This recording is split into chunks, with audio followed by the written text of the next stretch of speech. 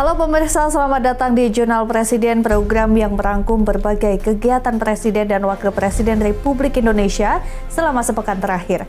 Bersama saya Ajeng Tiara, berikut berita selengkapnya.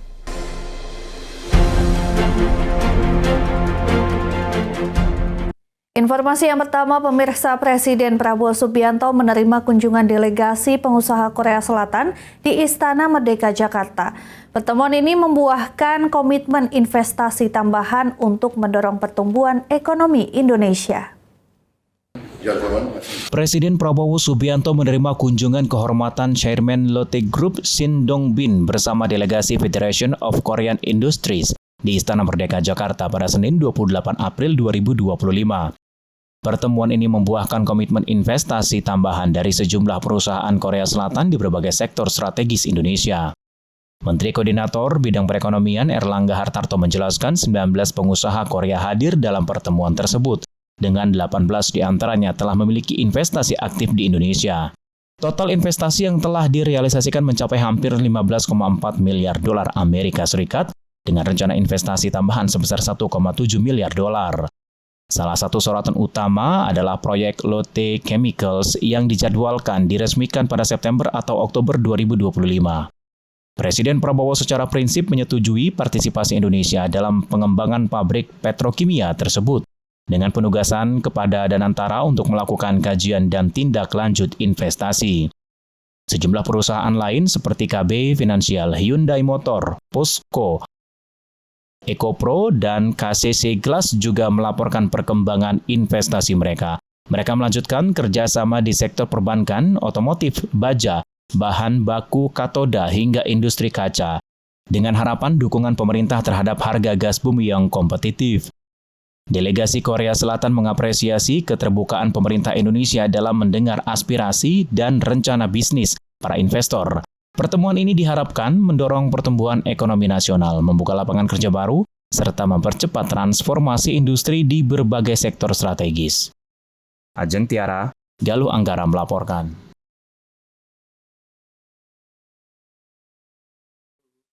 Wakil Presiden Gibran Rakabuming menghadiri prosesi penghormatan dan pelepasan terakhir mendiang Timbo C. Panjaitan, adik dari Penasihat Khusus Presiden Bidang Digitalisasi dan Teknologi Pemerintahan yang juga merupakan Ketua Dewan Ekonomi Nasional Luhut Binsar Panjaitan di Rumah Duka Sentosa RSPAD Gatot Subroto, Jakarta Pusat.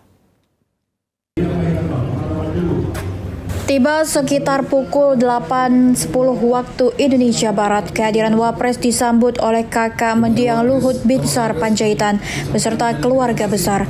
Dalam momen berduka ini, Wapres menyampaikan bela sungkawa yang mendalam. Ia juga turut mendoakan agar keluarga yang ditinggalkan senantiasa diberikan kekuatan dan ketabahan dalam menghadapi masa duka. Mendiang Timbo C. Panjaitan tutup usia pada Selasa malam pukul 21.27 waktu Indonesia Barat di RS Dustira dalam usia 68 tahun. Jenazah disemayamkan di Rumah Duka Sentosa RSPAD Gatot Subroto, Jakarta dan akan diberangkatkan menuju tempat peristirahatan terakhir di San Diego Hills Memorial Park, Karawang pada pukul 10.30 waktu Indonesia Barat. Usai melayat di RSPAD, Wapres akan melanjutkan kunjungan bela sungkawa ke lokasi pemakaman yang sama untuk memberikan penghormatan terakhir kepada mendiang Tio Bonur Silalahi, Ibunda Kepala Staf Angkatan Darat Jenderal TNI Maruli Simanjuntak.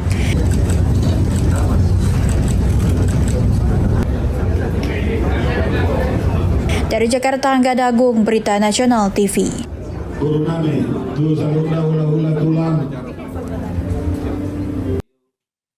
Ya pemirsa, Presiden Prabowo Subianto menegaskan pentingnya pengelolaan Danantara Indonesia sebagai kekayaan bangsa dalam acara Town Hall Danantara Indonesia 2025. Beliau juga mengungkapkan optimisme bahwa kekayaan Danantara berpotensi menembus $1 triliun yang dapat memberikan manfaat besar bagi ekonomi Indonesia. Presiden Prabowo Subianto memberikan arahan kepada 1.500 pimpinan BUMN dalam acara Town Hall Danantara Indonesia 2025 di Jakarta Convention Center pada 28 April 2025. Dalam arahannya, Presiden menegaskan pentingnya pengelolaan Danantara Indonesia sebagai kekayaan bangsa dengan mengutamakan transparansi dan tata kelola yang ketat. Presiden Prabowo mengungkapkan optimisme bahwa dengan pengelolaan yang baik, kekayaan Danantara berpotensi menembus $1 triliun yang dapat memberikan manfaat besar bagi ekonomi Indonesia. Beliau meyakini kekayaan ini akan menjadi pemicu kebangkitan ekonomi negara. Presiden Prabowo juga menekankan pentingnya evaluasi terhadap kinerja direksi BUMN dengan meninggalkan praktik-praktik lama yang tidak efisiensi. Evaluasi ini meliputi penilaian integritas, profesionalisme, dan prestasi mereka.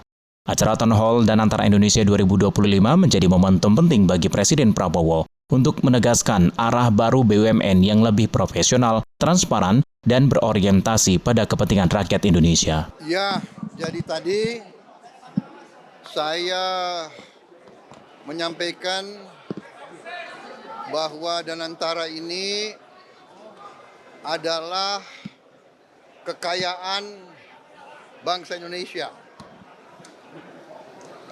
Harus dikelola dengan sebaik-baiknya, dijaga, dirawat dengan sistem yang transparan dan sangat. Tim Liputan, Berita Nasional TV.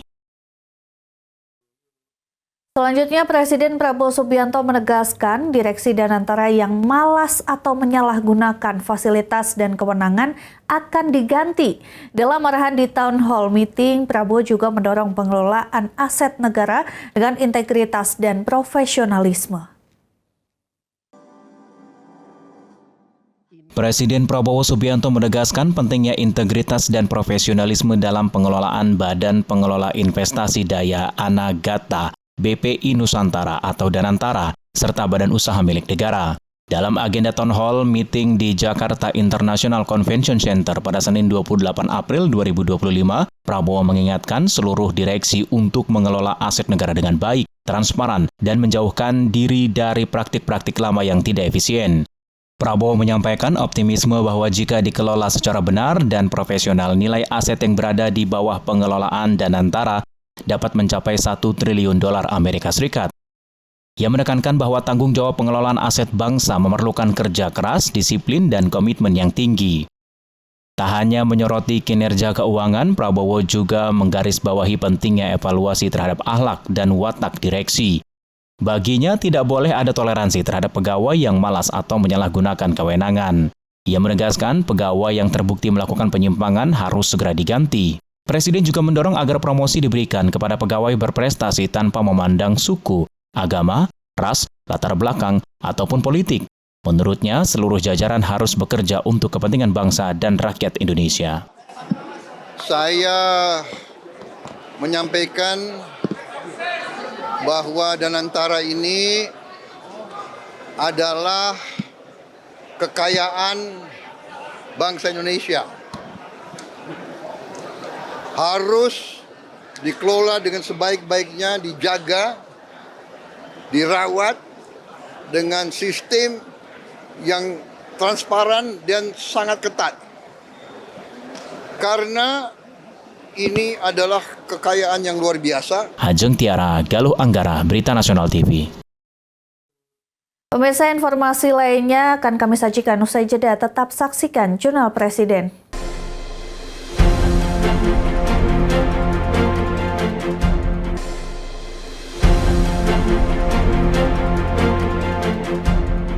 Terima kasih Anda masih bersama kami, pemirsa. Bergerak di bidang ekonomi pesantren, Himpunan Ekonomi Bisnis Pesantren atau HEBITREN menggelar audiensi dengan Wakil Presiden Gibran Rakabuming. Wapres mendorong agar program HEBITREN selaras dengan visi pemerintah dalam memperkuat ekonomi umat. Wakil Presiden Gibran Rakabuming menerima audiensi Himpunan Ekonomi Bisnis Pesantren atau HEBITREN pada Selasa 29 April 2025 di kantor Wapres Jakarta Pusat. Dalam pertemuan tersebut, Wapres mengapresiasi langkah HEBITREN dalam memperkuat ekonomi melalui unit usaha di lingkungan pondok pesantren. Wapres menilai inisiatif ini penting untuk mendorong kemandirian ekonomi pesantren serta memperluas kontribusi santri terhadap pembangunan nasional. Ia juga menekankan pentingnya sinergi berkelanjutan antara Hebitren dan pemerintah demi terwujudnya kesejahteraan pesantren. Ketua Umum Hebitren Kiai Haji Hasib Wahab Hasbullah menyampaikan bahwa Wapres berharap program-program Hebitren dapat berjalan seiring dengan arah kebijakan pemerintah. Ia menegaskan Wapres berpesan agar program-program yang disusun Hebitren dapat bersinergi dengan pemerintah. Lebih lanjut, Kiai Hasib mengungkapkan Wapres memberikan perhatian khusus terhadap implementasi dana abadi pesantren yang diharapkan diprioritaskan untuk beasiswa santri. Saat ini Hebitren telah menghimpun lebih dari 10.000 pesantren anggota dan dinilai memiliki potensi besar dalam mendorong kemandirian ekonomi umat. Dilaksanakan bagaimana dana abadi pesantren sehingga tapi fokus kata Pak Wapres tadi sudah untuk beasiswa santri, beasiswa ya, itu dana abadi pesantren. Tapi kita usulkan juga dana abadi pesantren juga bisa untuk mengembangkan usaha-usahanya ekonominya pesantren. Presiden Prabowo Subianto menggelar pertemuan di Istana Merdeka. Ketua MPR RI Ahmad Muzani mengungkapkan sejumlah isu strategis dibahas, mulai dari evaluasi direksi BUMN hingga komitmen Indonesia untuk Palestina. Presiden Prabowo Subianto menggelar pertemuan di Istana Merdeka Jakarta Selasa 29 April 2025. Dalam pertemuan tersebut, Ketua MPR Ahmad Muzani mengungkapkan sejumlah isu yang menjadi pembahasan, salah satunya adalah evaluasi terhadap direksi badan usaha milik negara atau BUMN. Presiden menekankan pentingnya BUMN menjadi institusi yang kuat dan tangguh, mengingat penyertaan modal negara yang besar. Evaluasi ini diharapkan mampu meningkatkan kontribusi nyata BUMN terhadap pembangunan nasional, terutama yang bergabung dalam holding Danantara. Pemerintah juga menilai tingginya ekspektasi masyarakat terhadap kinerja penyelenggara di tubuh BUMN. Peningkatan kapasitas dan akuntabilitas menjadi langkah strategis untuk memastikan BUMN memberikan dampak ekonomi yang nyata bagi kesejahteraan rakyat. Di luar isu dalam negeri, Presiden juga membahas upaya lanjutan Indonesia dalam membantu pemulihan warga Palestina yang terdampak konflik, terutama di Gaza. Perhatian ditujukan pada kelompok rentan serta tenaga medis dan pendidik agar siap berkontribusi membangun masa depan Palestina setelah bebas dari peperangan. Tadi diomongin sedikit memang tentang beberapa kinerja badan usaha negara. Beliau berharap bisa menjadi sebuah unit usaha negara yang memiliki kekuatan yang cukup tangguh karena di satu sisi penyertaan modal dari negara cukup signifikan nilainya, tapi di sisi lain yang diharapkan masyarakat dari kinerja para penyelenggara di badan usaha milik negara, termasuk yang bergabung dalam Danantara itu bisa memberi andil yang besar bagi perkembangan pembangunan ekonomi di Indonesia, terutama untuk kesejahteraan rakyat dan masyarakat Indonesia. Pemirsa, untuk pertama kalinya dalam lebih dari 6 dekade, Presiden Republik Indonesia hadir langsung dalam perayaan Hari Buruh Internasional. Presiden Prabowo Subianto menyapa langsung ratusan ribu buruh yang memadati Monas, Jakarta. Hidup buruh! Buruh bersatu! Bela negara! Presiden Republik Indonesia Prabowo Subianto hadir langsung dalam perayaan Hari Buruh Internasional 2025 di kawasan Monumen Nasional Jakarta. Momen yang dinanti-nantikan. Pak. Untuk pertama kalinya sejak era Presiden Soekarno, Kepala Negara turun langsung merayakan May Day bersama ratusan ribu buruh di jantung ibu kota. Prabowo! Prabowo! Hidup buruh! Buruh bersatu! Bela! Prabowo disambut meriah oleh lautan massa buruh yang telah memadati Silang Monas sejak pagi tadi. Tak langsung naik ke panggung utama, Prabowo menyapa dan menyalami para buruh yang berdiri di balik barikat. Kehangatan momen semakin terasa saat Prabowo kembali turun di lain area acara. Ya, sahabat-sahabat buruh di sisi sebelah kiri dari panggung. sekali lagi. Perayaan Hari Buruh Internasional 2025 mengusung tema Buruh Bersatu Bela Negara. Kegiatan ini menjadi bukti komitmen pemerintah untuk mendengarkan dan menghargai kontribusi besar kaum pekerja bagi kemajuan bangsa. Dari Jakarta, Tiara Ajeng, Galuangkara, Berita Nasional TV. Ya, Presiden Prabowo Subianto menyampaikan komitmen tegas untuk memberantas korupsi di Indonesia. Di hadapan ribuan buruh di Monas, Prabowo tak segan mengingatkan para pejabat untuk segera menghentikan praktik korupsi. Dari pimpinan tokoh-tokoh Presiden Prabowo Subianto menegaskan komitmen untuk memberantas korupsi di tanah air. Dalam peringatan Hari Buruh Internasional di Silang Monas, Jakarta Pusat, Prabowo mengaku tak gentar meski sering mendapat ejekan hingga ancaman. Di hadapan ribuan buruh, Prabowo menyatakan kesiapannya untuk berkorban demi bangsa dan rakyat Indonesia. Suasana pun bergemuruh saat massa terus menyuarakan namanya sebagai bentuk dukungan terhadap komitmen anti korupsi yang ia usung. Prabowo juga mengultimatum pejabat lembaga dan pemerintahan untuk menghentikan korupsi. Ia mengingatkan bahwa mereka digaji dari uang rakyat yang berasal dari pajak dan meminta agar praktik korupsi segera dihentikan tanpa kompromi. Tak hanya itu, Prabowo menegaskan dirinya telah memahami aset-aset milik negara dan siap menarik kembali kekayaan yang menjadi hak bangsa. Sesuai amanat konstitusi, bumi, air, dan segala kekayaan yang terkandung di dalamnya harus dikuasai oleh negara untuk kesejahteraan rakyat. saudara-saudara sekalian, pemerintah yang saya pimpin bertekad untuk berusaha menghilangkan korupsi dari bumi Indonesia.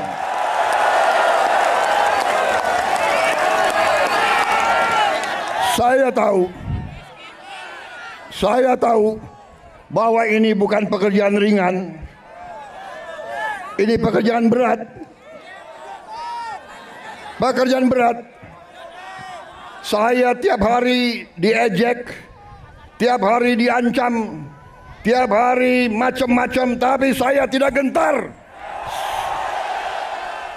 Saya sudah katakan. Dari Jakarta, Tiara Ajeng, Galuangkara, Berita Nasional TV. Saya ikhlas mati untuk. Pemirsa, informasi lainnya akan kami sajikan usai jeda. Tetap saksikan Jurnal Presiden.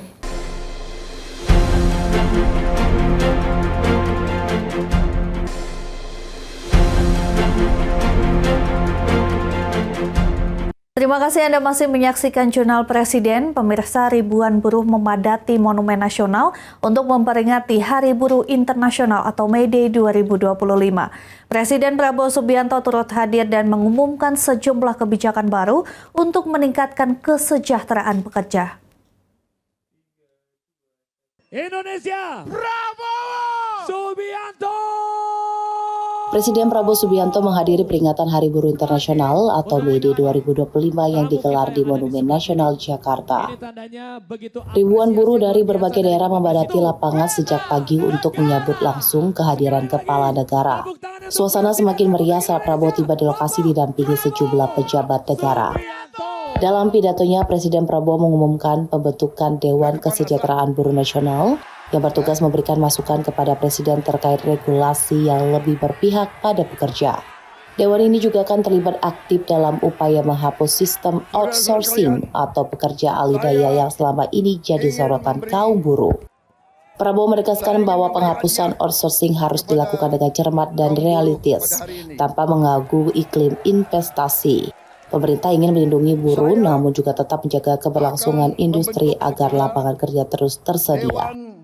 Langkah lain yang diumumkan meliputi pembentukan Satgas PHK untuk mencegah pemutusan hubungan kerja sepihak, serta dorongan untuk mempercepat pembahasan RUU Perlindungan Pekerja Rumah Tangga dan RUU Pekerja Laut serta sektor perikanan.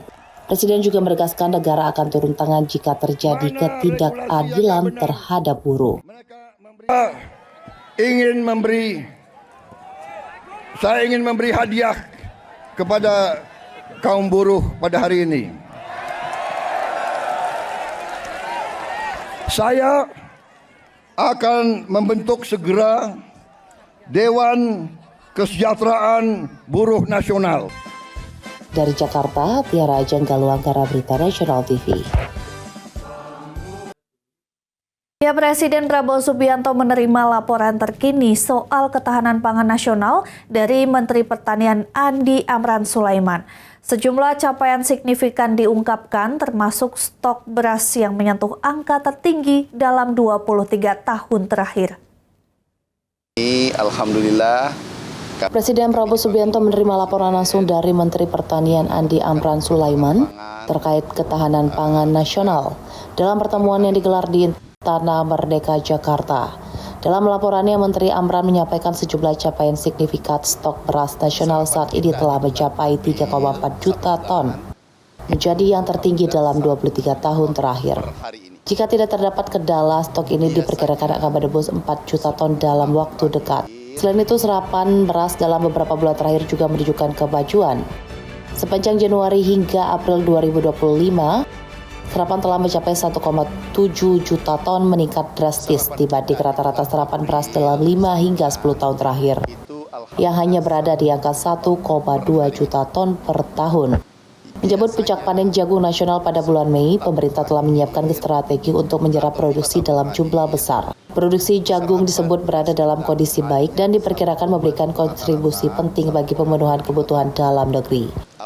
Di sisi lain, data dari USDA memperkirakan produksi beras Indonesia meningkat menjadi 3,46 juta ton. Pertemuan ini juga membahas langkah strategis lainnya seperti rehabilitasi irigasi di 2 juta hektar lahan pertanian.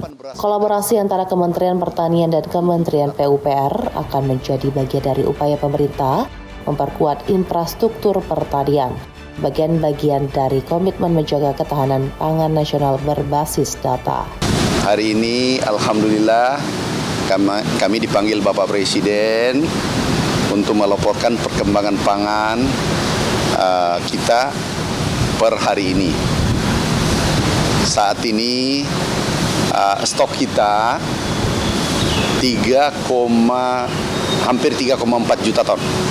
Dari Jakarta, Tiara Ajeng Kalwangkara, Berita Nasional TV. Peringatan Hari Buruh Internasional di Monas berlangsung meriah dengan kehadiran Presiden Prabowo Subianto. Di hadapan ribuan buruh, Prabowo menyatakan dukungannya terhadap penetapan Marsina sebagai pahlawan nasional. Buruh bersatu, bela negara. Mari kita panggil bersama Bapak Prabowo. Dalam momen peringatan Hari Buruh Internasional yang berlangsung meriah di lapangan Monas, Jakarta, Presiden Republik Indonesia Prabowo Subianto menyatakan dukungannya terhadap penetapan Marsina sebagai pahlawan nasional. Pernyataan itu disampaikan langsung di hadapan ratusan ribu buruh yang hadir, termasuk para pimpinan Konfederasi Serikat Pekerja dari berbagai daerah di Indonesia. Usul penetapan Marsina datang dari aspirasi para tokoh buruh yang merasa belum ada perwakilan kaum buruh yang mendapatkan gelar pahlawan nasional. Marsina adalah seorang aktivis buruh muda yang meninggal secara tragis pada tahun 1993 di Sidoarjo, Jawa Timur setelah memperjuangkan hak-hak pekerja. Kasus kematiannya penuh tanda tanya hingga kini menjadi simbol perjuangan buruh dalam melawan ketidakadilan. Atas usul dari pimpinan tokoh-tokoh masyarakat, mereka tokoh-tokoh buruh, mereka sampaikan ke saya, Pak, kenapa sih pahlawan nasional nggak ada dari kaum buruh? Saya tanya, kalian ada saran nggak? Coba kalian berembuk, usulkan pahlawan dari kaum buruh. Dan mereka sampaikan, Pak, bagaimana kalau Marsinah, Pak? Marsinah jadi pahlawan nasional.